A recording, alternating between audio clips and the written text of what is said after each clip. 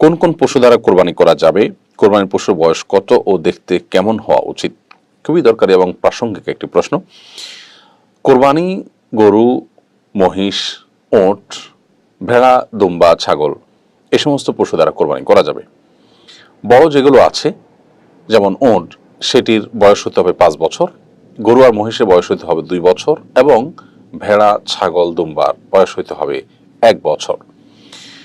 আর এই পশুগুলো যেন হৃষ্টপুষ্ট হয়, সুন্দর হয়, দেখতে ভালো হয়, প্রথম দেখাতেই পছন্দ হয়ে যায়, এগুলোর গায়ে যেন গোশত ভালো থাকে এবং এগুলো যেন নিষ্কলুষ থাকে, অর্থাৎ বড় কোনো ত্রুটিযুক্ত যেন না হয়। বিশেষ করে 4 ধরনের পশু নবী করিম সাল্লাল্লাহু আলাইহি ওয়াসাল্লাম কোরবানি করতে নিষেধ করেছেন।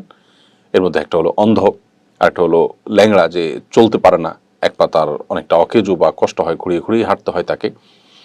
আর আরেকটা হলো যে অনেক দুর্বল, যার কারণে জবের জায়গা পর্যন্ত হেঁটে যাওয়াও তার জন্য কঠিন হয়।